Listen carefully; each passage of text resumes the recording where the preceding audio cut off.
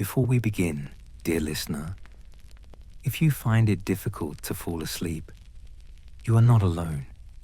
If gentle legends like this bring you comfort, you are warmly welcome to subscribe. Now, make yourself comfortable and let us begin this legend. There are places in the world that do not appear on any map, not because they are hidden, but because they do not wish to be found. According to an old forest legend, somewhere deep among the trees, there is a clearing where time slows down. Not completely, not suddenly, but gently, almost kindly. People who speak of it rarely agree on details. Some say the forest grows quieter as you approach. Others say the air feels heavier, as if it remembers something.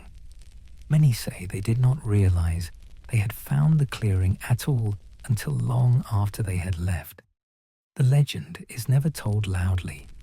It is shared in calm voices, often at dusk, often by those who have spent a long time near forests and learned to listen more than they speak. They say the clearing cannot be reached on purpose. Those who look for it never find it. Those who wander without intention sometimes do. No sign marks the way. No path leads directly to it. And yet, the forest seems to know when someone is ready. Some believe the clearing exists to give rest to weary thoughts. Others believe it remembers moments people have forgotten. A few say it is neither place nor purpose, but a pause, allowed only briefly. What happens there is never dramatic. No voices call out, no figures appear, no miracles demand attention. Instead, time loosens its grip. Minutes stretch, hours soften, thoughts drift without urgency.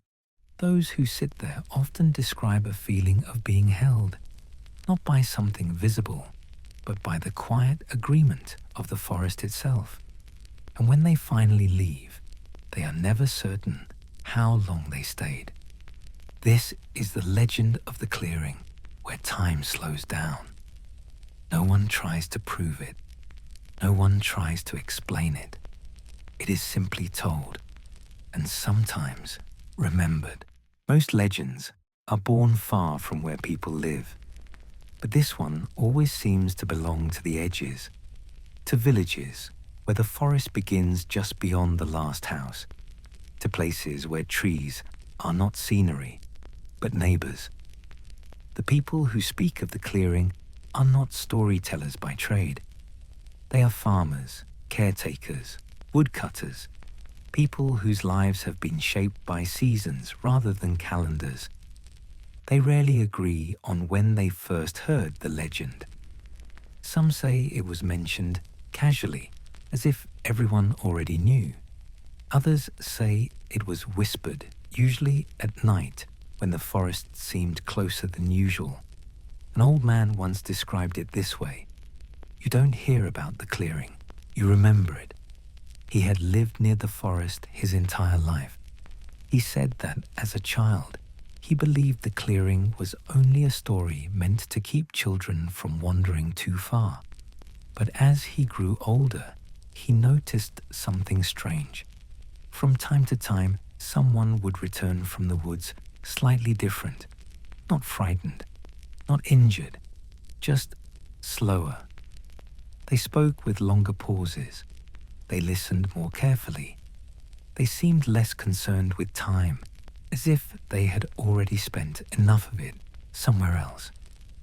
When asked where they had been, they would answer vaguely, walking, thinking, resting. No one ever said they had found the clearing, not directly, but sometimes, late at night, they would admit they had sat somewhere they could not fully describe. A woman who gathered herbs near the forest once said she lost track of time for an entire afternoon. She remembered sitting down only for a moment. When she stood up, the light had changed, and the forest felt unfamiliar, as though it had shifted quietly around her. She did not feel afraid. In fact, she said she felt relieved, as if something heavy had been set down, something she had been carrying without realizing it. There are a few stories that are told more quietly than the others, not because they are frightening, but because they linger longer in the mind. These are the stories of those who may have stayed in the clearing a little longer than most. No one ever claims this directly. The idea forms slowly, through observation rather than confession. Someone returns from the forest and forgets to mention time altogether.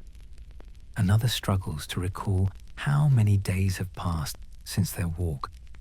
A third begins waking earlier than usual, as if their sense of night and morning has shifted.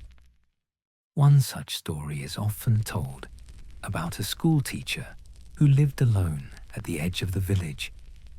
She was known for her punctuality. Her lessons began at the same minute every day. Her habits were precise, reliable, comforting in their consistency.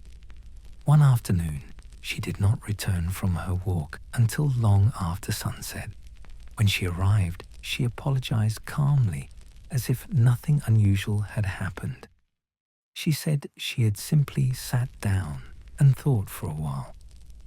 In the days that followed, something about her changed. She stopped wearing a watch. She no longer hurried her students. She allowed silence in the classroom and seemed unbothered by it. When asked why, she smiled and said, "Time works, even when we do not watch it." Others noticed similar changes in themselves. A woodcutter found he no longer felt rushed by the length of daylight. A traveler realized he could not remember the exact order of events during his journey. A young woman said her dreams felt longer than her waking hours. None of these changes were dramatic. None caused harm, but they left behind a sense that something had shifted slightly out of alignment, as if the forest had adjusted their pace to something older and slower. There are those who believe the clearing offers rest to those who need it most, but that rest comes at a gentle cost. Not loss, not danger, but distance. Distance from clocks, from schedules, from the urgency that governs most human lives. Those who experience it rarely wish to return, not because the clearing was unpleasant, but because they sense it would not be the same twice. The forest, after all, does not repeat itself. I did not hear about the clearing from others. Not at first. For a long time, I believed the legend belonged to someone else, to older people, to those who lived closer to the forest, to stories told at the edge of memory, but not my own. And yet, when I think back now, I realize I had already encountered it, long before I understood what it was. I was young then, too young to measure time properly, too young to notice how easily moments slip away. I remember that day clearly, not because something extraordinary happened, but because almost nothing did. I had gone into the forest without a reason.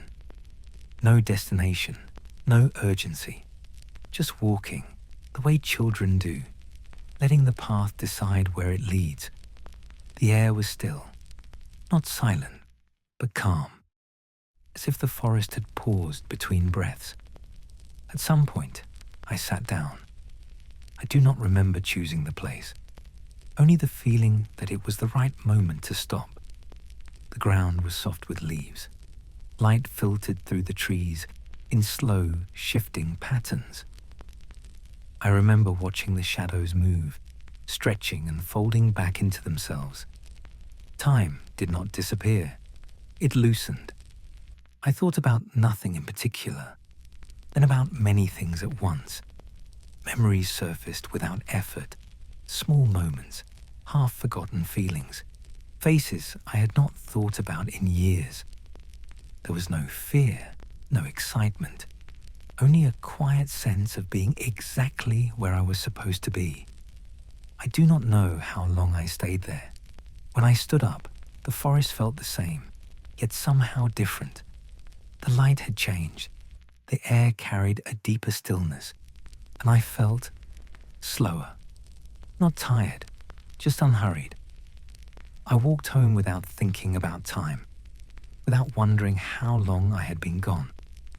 It was only later that I noticed the concern in my parents' voices, the way the evening had already settled in, the way questions waited for answers I did not have.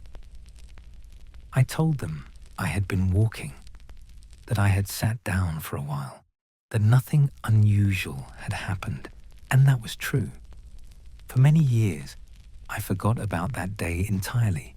Life moved forward. School, responsibilities, expectations.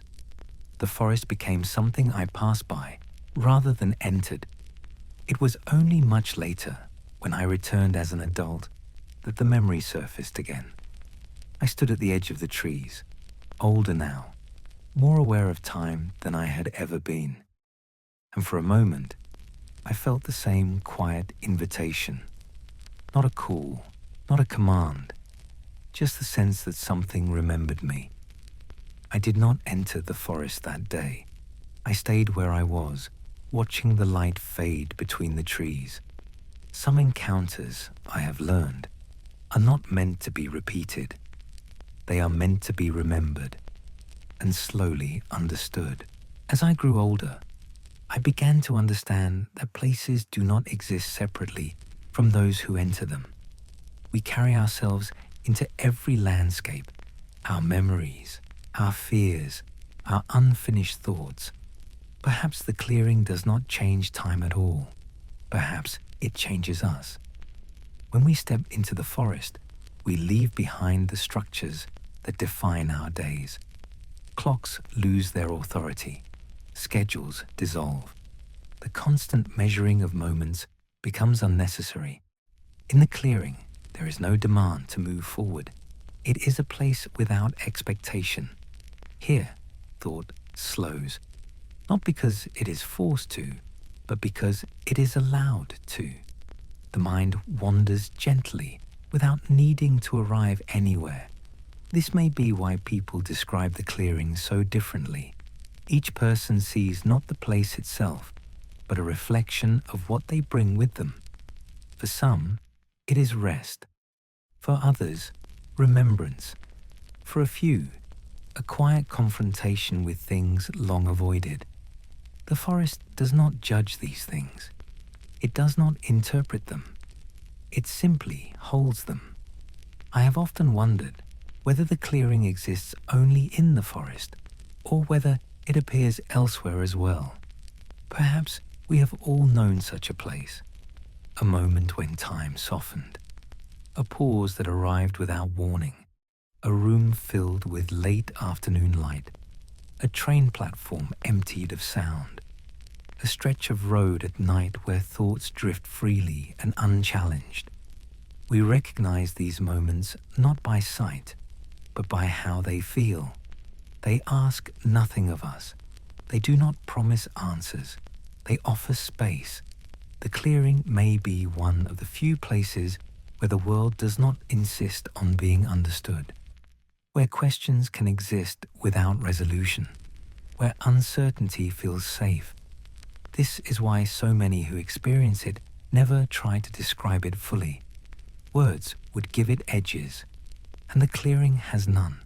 It blends into memory, into feeling, into the quiet spaces between thoughts. As time passes, life grows louder. Responsibilities accumulate. Expectations tighten their hold. Moments become measured, compared, evaluated. And yet, somewhere beneath all of that, the memory of stillness remains. The forest teaches us something easily forgotten, that meaning does not always arrive through action. Sometimes it arrives through stopping, through sitting without purpose, through listening without needing to respond, through existing without explanation. Perhaps the clearing is not a destination, Perhaps it is a reminder that time is not always something to be managed, that silence is not emptiness, that stillness can be full. When people speak of the clearing now, I listen differently. I no longer wonder whether it is real. I wonder instead why we need it, why the world requires such places, why we seek them, even unconsciously. The forest, in its quiet patience, offers no answers. It simply waits. There was a time, years after my own encounter with the forest, when I believed I had left such legends behind. Life had grown practical. Journeys had purposes. Conversations had destinations. And yet, it was during one such journey that the clearing found me again. Not through trees, but through another person. I was traveling alone. The kind of trip where hours pass quietly, where landscapes drift by without demanding attention. At some point, I shared a table with a man whose name I never learned. He spoke calmly, slowly, as if words were something to be placed carefully, rather than released. We spoke of ordinary things at first: roads, weather, the way travel changes the sense of time. Then, without transition, he asked me a simple question. Have you ever been somewhere that did not seem to belong to time? I did not answer immediately. There are questions that feel less like inquiries and more like recognitions. When I finally spoke, I described the forest. Not the clearing itself, but the feeling it left behind. He listened without interruption. When I finished, he nodded, as if confirming something to himself. It's not found, he said. It arrives. He explained that people often misunderstand such places. They assume there must be directions, markers, methods. But the clearing, he believed, was not interested in being reached. It appears when a person is no longer searching, he said, when the mind has loosened its grip. According to him, those who attempt to map the clearing always fail.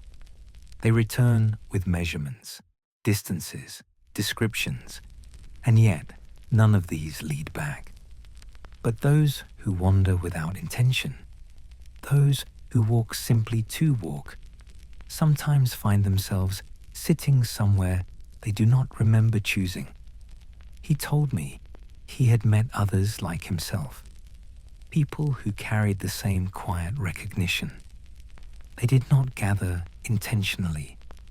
They recognized one another in small ways, in pauses, in the way silence was shared comfortably, in the absence of urgency. He believed the clearing did not belong to the forest alone, that forests were simply places where the world made it easier to listen. According to him, cities had their own clearings. So did empty roads. So did moments between destinations. What matters, he said, is not where you are, but how much you're willing to stop. When our journey ended, we parted without ceremony. I never saw him again, but his words stayed with me, settling slowly into memory, finding their place among the other fragments that made up the legend. The forest did not feel farther away after that. If anything, it felt closer, as if the clearing was not a location, but a condition, one that finds us when we finally allow ourselves to be found.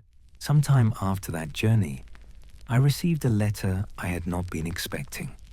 There was no return address, only my name, written carefully, without haste. The paper was thick, slightly rough to the touch, the kind of paper chosen by someone who expected their words to be read slowly. The letter did not begin with a greeting. It began in the middle of a thought. I believe you will understand this, it said. If not now, then later. The writer never explained how they knew me. They never mentioned where they had found my address.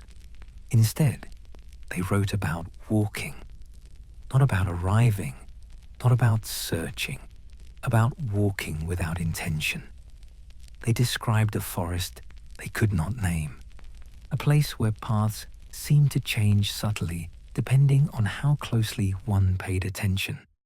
They wrote of sitting down without remembering when the decision was made, of light moving differently, of time loosening, as if it had been unfastened. At one point, the letter paused. There was a long space on the page, as though the writer had rested there for a while. Then the words continued. I do not know if it... Long before the forest had names, before paths were drawn and borders decided, there were people who understood the land differently. Among the old tribes who once lived near these woods, there was a belief that certain places did not belong fully to this world. They were not sacred in the sense of worship. They were not feared. They were respected. Elders spoke of clearings where the world grew thin, not broken, not torn, simply thinner. They believed these places existed between moments, between breaths, between what is seen and what is only felt. According to these teachings, the clearing was a boundary, not a doorway to be crossed, but a line to be approached with care. Those who entered without awareness might feel confused, disoriented, as if something familiar had slipped out of reach. But those who arrived quietly, without desire or demand, were said to experience something else, a deep stillness, a sense of being observed, not by eyes, but by memory. The elders warned against staying too long, not because of danger, but because the self could grow light there, less anchored, less certain of its edges. They believed the clearing reflected not the world beyond, but the world within. A person burdened by fear might feel unease. A person carrying grief might feel its weight soften. A person searching for meaning might feel both closer to it and farther away at the same time. These places were never marked, never named aloud. Children were taught to recognize them not by sight, but by feeling. When the forest becomes very quiet, the elders would say, and your thoughts slow without effort, sit, but do not ask questions. They believed that to ask was to disturb. To observe was enough. Stories tell that some shamans use such places to listen, not to spirits, but to the spaces between thoughts. They said the world speaks most clearly when it is not interrupted. And when the clearing released someone, it did so gently. The forest would thicken again. Sounds would return. Time would tighten its hold. The person would walk on, carrying something they could not explain, but would never entirely forget. The elders did not call this magic. They called it balance. There is another story, one that is told less often than the others, not because it is darker, but because it is harder to understand. It is the story of a boy who went into the forest and came back changed, though no one could explain how. He was not missing for long, only a single afternoon. The village noticed his absence only when the light began to fade. People searched the paths they knew. They called his name softly at first, then louder, then with growing urgency. When the boy returned, he did so without fear. He walked out of the trees as if stepping out of a long thought. He was calm, clean, uninjured. When asked where he had been, he said only, "Sitting." They asked him where. He shrugged.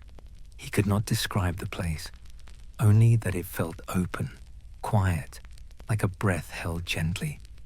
For days afterward, nothing seemed wrong. But small changes began to appear. The boy no longer rushed. He listened more than he spoke. He watched shadows move as if they were teaching him something. At night, he slept deeply, too deeply. His parents said he seemed to dream without stirring. When asked what he dreamed about, he smiled faintly and said he could not remember. Years later, as a young man, he left the village. He studied, he worked, he lived an ordinary life, and yet those who knew him well noticed something familiar. He was never impatient, never hurried, never disturbed by waiting. When others grew restless, he remained still. Once, when someone asked him why, he answered quietly, "Because I have already waited long enough." He never returned to the forest, not out of fear, but out of certainty. Some believe the clearing taught him something. Others believe it took something from him. The elders said neither was true. They said the forest had simply introduced him to a different pace of time, and once learned, it is never forgotten. There is one story that is never told the same way twice. I first heard it long after I had stopped thinking of the forest as something personal. It was told to me quietly, almost as an afterthought, by someone who spoke as if they were unsure whether the story wished to be repeated. They said that long ago, a traveler arrived at the edge of the woods as evening approached. He did not intend to enter the forest. He planned only to rest, to wait for daylight, to continue on his way. But as the light faded, the forest seemed to open slightly, as if making space. The traveler stepped inside without realizing he had decided to do so. The story says he walked for a long time, or perhaps not very long at all. No one could agree on that part. What matters is that he came upon a clearing that felt unfinished, not empty, not abandoned, simply paused. He sat down, thinking he would rest for a moment. And this is where the story always begins to change. Some say he heard voices. Others say he heard nothing at all. Some say he felt watched. Others insist he felt completely alone. In every version, time softened. The traveler thought of his past, then of things that had not yet happened, then of nothing in particular. When he finally stood up, the forest felt altered, not threatening, just rearranged. The story says he continued his journey, that he reached his destination, that life carried on. But when people asked him what he had seen in the forest, he never answered directly. He would pause, as if listening. Then he would say, "It was not finished." No one ever understood what he meant. Years later, after the traveler had grown old, someone asked him again. This time, he smiled gently and said, "Some places do not exist to be completed. They exist to remind us that we do not need to finish everything. The story ends there, or sometimes earlier, or sometimes later. No one agrees on the ending. And perhaps that is the point." As time passed, I began to notice something. All these stories, the boy, the woman, the elders, the traveler, even my own dream, they did not feel separate. They echoed. At first, I thought this was coincidence, that the mind simply looks for patterns when given enough fragments. But the more I listened, the more I felt that these stories were not about the clearing at all. They were about the moment when a person becomes quiet enough to notice themselves. The boy did not return frightened. He returned calm, as if he had learned that there was no need to hurry. The woman did not lose time. She lost urgency. And in its place, something softer appeared. The elders did not speak of danger. They spoke of balance, of places where the world thins, not to let something through, but to let something settle. And in my dream, the forest did not move. It waited. That waiting felt familiar, as if the forest had always been there, patient, while people rushed past it, carrying their thoughts too loudly. Perhaps the clearing is not rare. Perhaps it appears often, but only to those who arrive without expectation. Children find it easily because they do not measure time yet. The boy did not think to ask how long he had been gone. The question simply did not exist for him. Adults, however, carry time everywhere. We check it, we guard it, we fear losing it. And so the clearing avoids us. The elders believed this deeply. They said such places reveal themselves only when the self grows light, not empty, just unburdened. That is why the clearing does not announce itself. It does not call. It does not guide. It waits. The woman tried to return and could not because she failed, but because she searched. The boy never went back because he did not need to. The traveler never finished his story because it was never meant to be finished. And I stand somewhere between them, old enough to remember time, young enough to still forget it sometimes. When I think of the forest now, I no longer wonder where the clearing is. I wonder instead how many times I have already passed it without noticing. How many moments in life were invitations to stop, to sit, to listen, and how often I chose to keep moving. Perhaps the clearing exists in every place where thought slows, in a quiet room at night, in the space between breaths, in the moment just before sleep. Perhaps that is why these stories return when the world grows quiet.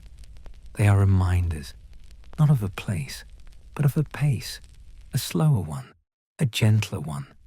And when we finally follow it, even briefly, the world feels less heavy. Not because it has changed, but because we have. The first story was told to me by a man who did not look like someone seeking miracles. He spoke simply, without emphasis, as if describing weather that had already passed. He said he had gone into the forest because his body had grown tired of carrying him. Pain had followed him for years, not sharp, not dramatic, just constant. Doctors had given names, treatments, explanations. Nothing had changed.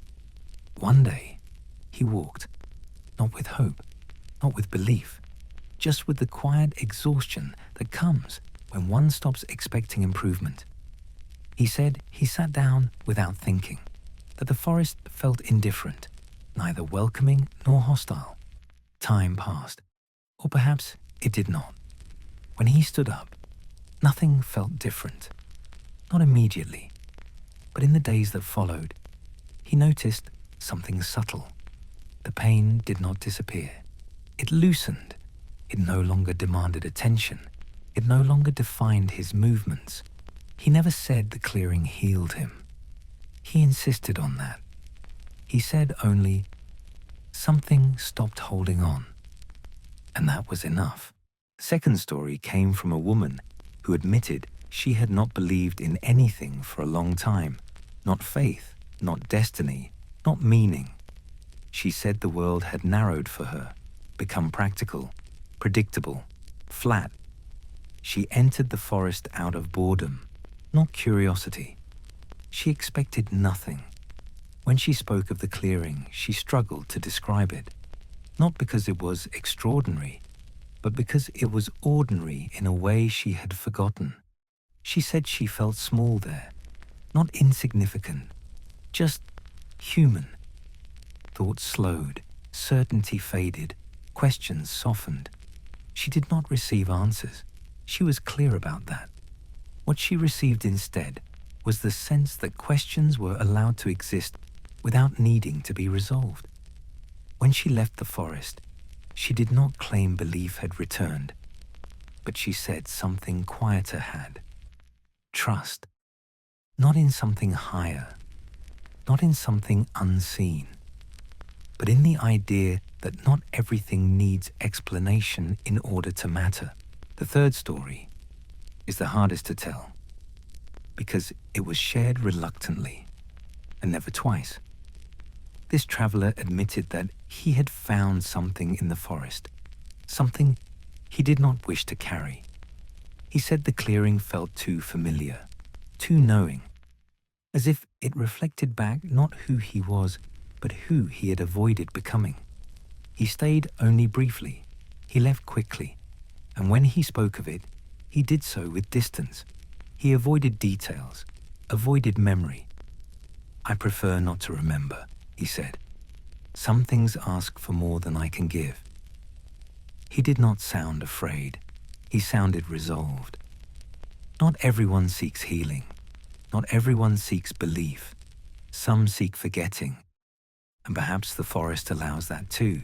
After hearing all these stories, one begins to notice a pattern, not in events, not in details, but in silence. Each person who spoke of the clearing described it differently, and yet they all paused at the same moments, as if language itself became less useful there. Perhaps the clearing is not a place, not in the way we understand places. Perhaps it is a pause, a space between thoughts, a moment where the world stops demanding explanations. Forests have always been like that. They existed before names, before maps, before stories tried to contain them. When you walk among trees long enough, you begin to feel it, the sense that time does not belong to you there. The forest does not hurry. It does not remember your schedule. It does not care how long you stay. It simply continues. Maybe this is why people disappear, not physically, but inwardly. They step out of the version of themselves that was always moving forward, always planning, always becoming. And for a moment, they simply are. The clearing does not call loudly. It does not reveal itself easily. It waits. Some say it appears only when you stop searching. Others believe it finds you when you have carried enough weight for one lifetime. There is no agreement, and that feels intentional, because certainty would ruin it. If everyone knew how to find the clearing, it would become another destination, another goal, another thing to reach and leave behind. Instead, it remains uncertain, elusive, almost imagined. And yet, people keep returning changed, not transformed, not enlightened, just quieter. They walk slower, they listen more, they seem less afraid of empty moments. Perhaps the clearing teaches nothing. Perhaps it removes something instead. Urgency, noise, the need to understand everything immediately. In the forest, there is room for unanswered questions. The trees do not ask who you are. They do not ask what you believe. They do not ask what you have lost. They simply stand, breathing slowly, patiently. If the clearing is a boundary between worlds, then perhaps the worlds are not places either. Perhaps they are states of being. One world is loud, crowded, measured in minutes and expectations. The other is quiet, wide, measured in breath and awareness. And the clearing exists where one gently gives way to the other. You do not cross it dramatically. There is no moment of realization, no signpost. You notice only later, when something no longer hurts as sharply, when fear loosens its grip, when silence feels safe instead of empty. The forest does not promise healing. It does not promise answers. It does not promise meaning, but it offers presence. And sometimes that is enough. As night settles, the forest changes again. Sounds soften, edges blur, shadows lengthen without threat. The clearing, if it is there, does not glow, does not announce itself. It remains ordinary, almost invisible, just a place where nothing is required of you. You may sit, you may rest, you may listen, and when you leave, if you leave, you carry nothing tangible back. No proof, no certainty, no story that convinces others, only a feeling that something vast continues without you and always will, and that this is not frightening, it is comforting. The forest stretches on, the clearing remains, and somewhere between waking and sleep, between knowing and wondering, it waits, quietly, patiently, unchanged. If you remained in the clearing longer, something else might happen. Not suddenly, not dramatically, but gradually, as the mind grows tired of repeating the same thoughts. At first, you might replay familiar memories, scenes you know well, moments you have already examined many times. But slowly, those thoughts would lose their sharpness. They would begin to drift, like leaves on still water. The clearing does not encourage analysis. It does not reward overthinking. It simply allows thoughts to pass without attaching to them. You might notice that worries appear, pause briefly, and then fade. Not because they are resolved, but because they are no longer held in place by urgency. In that space, questions change. They become softer, less demanding. Instead of asking, "Why did this happen?" you might find yourself wondering, "What remains?" Instead of, "What should I do next?" the question becomes, "What can I leave behind?" Perhaps you would think about moments in your life when you felt most present, not happiest, not most successful, but most aware. Moments when time seemed wide, when nothing needed to be explained, when you felt connected without effort. The clearing has a way of reminding people of those moments, not by showing them, but by recreating the conditions in which they once existed. Stillness, attention, absence of pressure. If you stayed longer, your sense of identity might soften, not disappear, just loosen around the edges. You would still be yourself, but without the constant need to define that self. Titles would feel distant, roles would feel temporary. Even stories about who you are might begin to feel optional. The forest does not ask you to abandon your life. It asks only that you remember you are more than it. As time continues to pass, or perhaps stops passing altogether, your awareness might expand outward. You would notice the texture of air, the subtle variations in light, the way sound travels differently among trees. Nothing would demand interpretation. Nothing would insist on meaning. And yet, meaning would be present, quietly, without effort. Some people say this is what rest truly feels like. Not sleep, not distraction, but a deep permission to stop performing awareness. If you were to speak in the clearing, your voice might sound unfamiliar, quieter, slower, as if words themselves had learned to conserve energy. But there would be no need to speak. The clearing understands silence. It was shaped by it.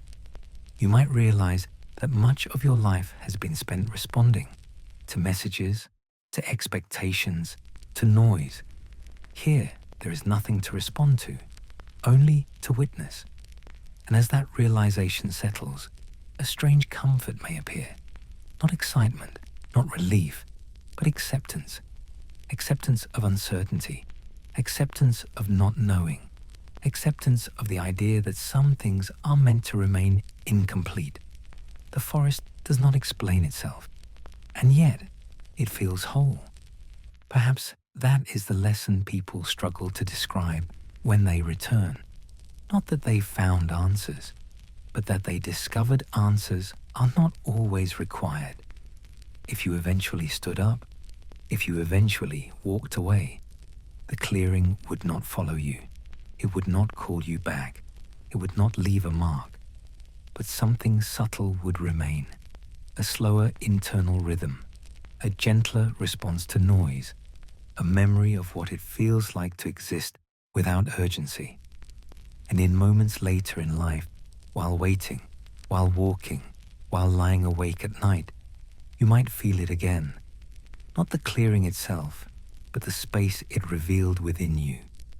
That space does not disappear. It simply waits quietly until you remember how to return to it. There is something else the clearing seems to change. Not thoughts, not emotions, but time itself. People often say they lost track of time there, but that description is incomplete. Time does not disappear. It simply stops behaving the way it usually does. Minutes no longer rush forward. Hours do not demand purpose. Moments are no longer measured by what must follow them. In the clearing, time feels wide, not empty, wide. It allows moments to exist fully without being pushed aside by the next one. If you stayed long enough, you might notice memories arriving out of order, not as a sequence, but as fragments, a sound from childhood, a scent you cannot name, a feeling that belongs to a place you have not visited in years. These memories would not overwhelm you. They would appear gently, as if asking permission to be noticed. The clearing does not force reflection. It invites it. You might remember who you were before you learned to hurry, before time became something to manage, before days were divided into tasks. That younger self might feel distant, yet familiar. Not someone you lost, but someone you paused. The forest does not judge how long you have been away. It does not count years. It does not keep score. In the clearing, the past does not compete with the present. They coexist quietly. If fear appears, it does so differently. It does not shout. It does not threaten. It feels smaller here, less convincing. Fear relies on momentum, on imagined futures, on urgency. The clearing removes momentum, and without it, fear loses its sharpness. You may still acknowledge it, but it no longer controls the shape of your thoughts. Some people say this is why the clearing feels dangerous. Not because it harms, but because it removes familiar structures. Without urgency, without pressure, without constant motion, one is left alone with awareness. And awareness can feel unfamiliar, but if you remain, if you do not rush away from that unfamiliar feeling, something changes again. Awareness becomes comfort. You begin to notice how rarely you allow yourself to exist without direction. How often your attention is pulled forward or backward, but rarely allowed to rest where it is. The clearing does not demand presence. It assumes it, and slowly your mind adjusts. Thoughts still come, but they no longer collide. They pass alongside each other like travelers moving through the same quiet space. The forest does not interrupt. It witnesses. If you listen closely, you might realize the forest has its own rhythm. Not a sound, but a consistency. Trees grow without urgency. They decay without resistance. They exist without explanation. And yet, they remain. Perhaps that is what people carry back with them. Not peace, not clarity, but permission. Permission to move slower. Permission to leave some questions unanswered. Permission to exist without constant justification. If you eventually notice fatigue, it will not feel heavy. It will feel natural, the kind of tiredness that invites rest, not escape. And when rest arrives, it does not pull you away from awareness. It deepens it. The clearing does not separate waking from sleeping. It softens the boundary between them. Thoughts become images. Images become sensations. Sensations fade into quiet. You may realize that sleep does not feel like losing consciousness here. It feels like returning it. And if you awaken, or if you leave, the world will still be waiting. Louder, faster, more demanding. but something in you will recognize the difference. You will remember that another rhythm exists, that another way of being is possible. The clearing does not belong to the forest alone.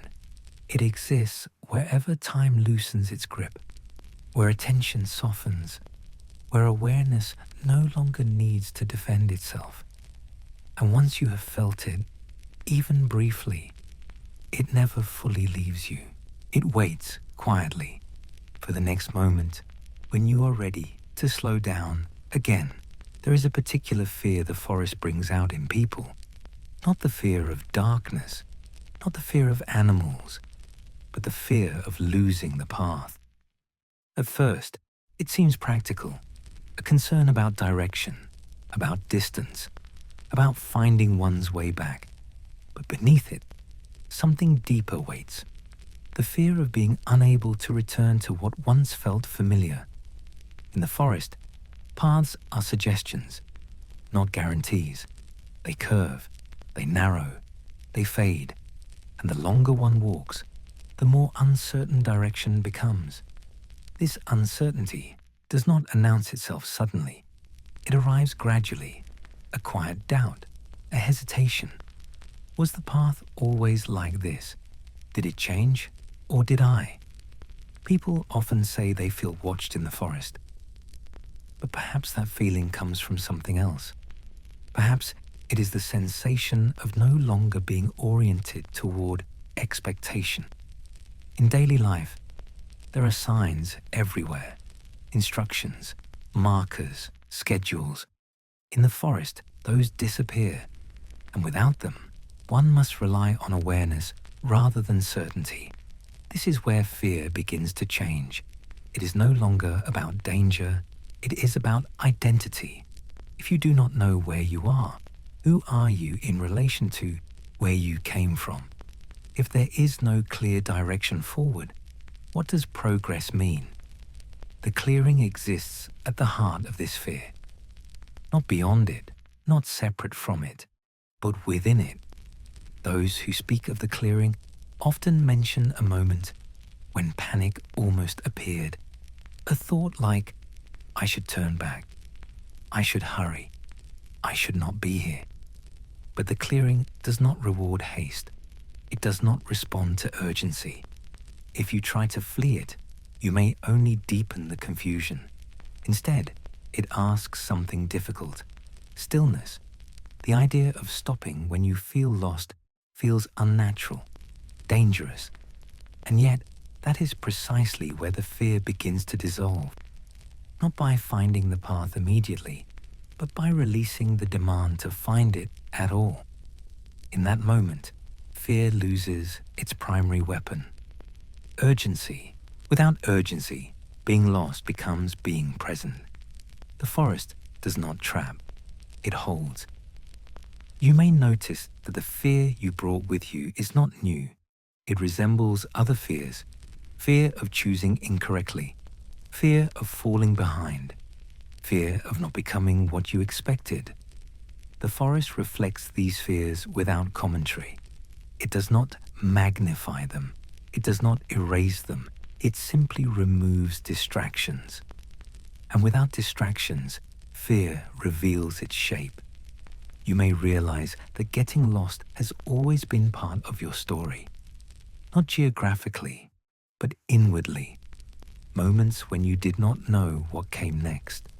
When certainty dissolved. When familiar markers disappeared. You survived those moments. Not by rushing, but by continuing. The forest mirrors this truth.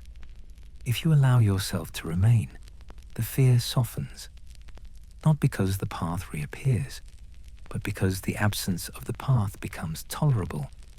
You begin to trust movement without direction, presence without destination. Eventually, something shifts. The forest no longer feels like a maze. It feels like space. Space to think, space to feel, space to exist without immediate resolution. And when the path does return, as it often does, it feels different, less authoritative, less final. You realize that paths are temporary, guides, not absolutes. The fear of being lost never fully disappears, but it becomes quieter, more respectful. It reminds you not of danger, but of choice. The forest does not punish those who wander. It only reveals what wandering brings to the surface. And the clearing, if you find it, or if it finds you, exists not to disorient, but to teach something subtle. That being lost is not the opposite of being found. Sometimes it is the beginning of awareness. After the fear of being lost begins to soften, another thought quietly appears.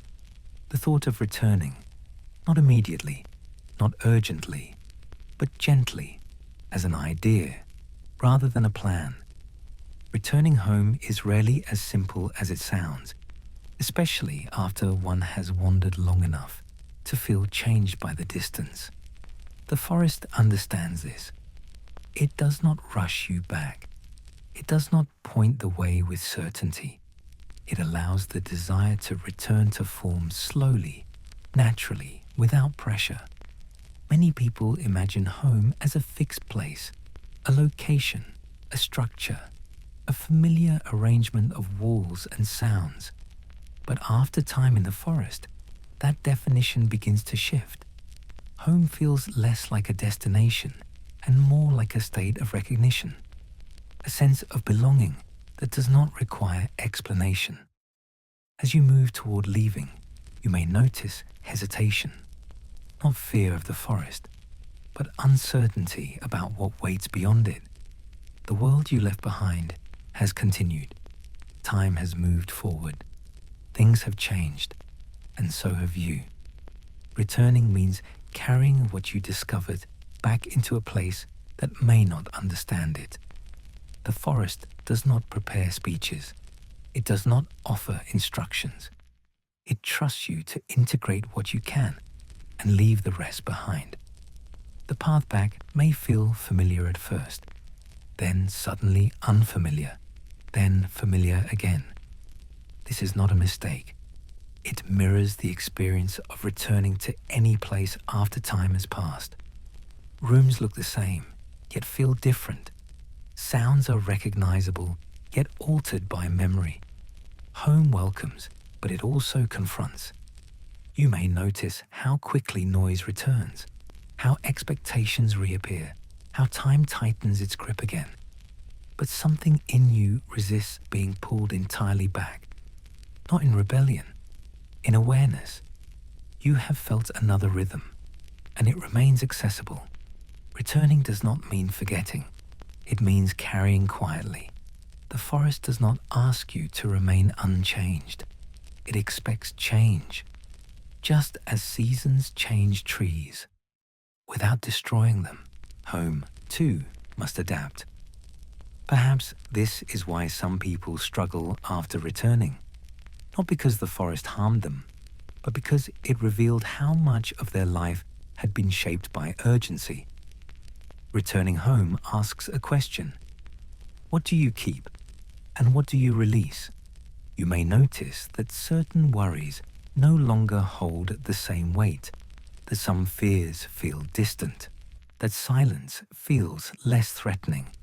These are not losses, they are recalibrations. The forest does not give gifts, it adjusts perspective. As you settle back into routine, the memory of the clearing may fade, not completely, but enough to allow life to continue. And yet, in moments of stillness, it returns, while waiting, while walking, while lying awake at night, a quiet reminder that another pace exists. Returning home does not close the journey. It completes a cycle. You leave, you wander, you return, each time slightly altered. And perhaps that is the purpose of wandering. Not to escape, but to learn how to come back differently. The forest remains where it is. It does not follow. It does not intrude. It trusts that those who need it will remember the way. And home, in its quiet persistence, waits as well. Not unchanged, but open, ready to receive what you bring back. And so the story does not end. It simply becomes quieter. The forest does not close behind you. It remains where it has always been, unconcerned with beginnings or conclusions. The clearing does not disappear. It does not fade. It does not wait impatiently. It exists without expectation. As thoughts begin to slow, as the mind grows less interested in holding shape, the need for meaning softens. Nothing more needs to be understood. Nothing needs to be resolved. The forest allows this. Stories were never meant to end sharply. They were meant to drift, to dissolve gently into silence, just as paths do, just as days do, just as thoughts do. If images still appear, let them. If memories surface, let them pass. There is no direction required now, no destination. The forest has already given what it offers: quiet, space, permission. Breathing becomes more noticeable than thinking. Awareness becomes softer. Edges blur without concern. Time no longer presses forward. It stretches. It loosens. The clearing does not ask whether you are awake or asleep. It exists comfortably between both. Here, nothing is demanded of you. You do not need to follow the path. You do not need to return. You do not need to remember. The forest holds the story now. If thoughts slow further, that is natural. If they continue to drift, that is fine as well. There is no correct way to remain here. The clearing accepts stillness. It accepts wandering. It accepts rest. And so the story settles, not into an ending, but into quiet continuation. The forest breathes. The clearing remains. And awareness rests, unburdened, unobserved, unnecessary to explain. Nothing more needs to happen. The story has found its place.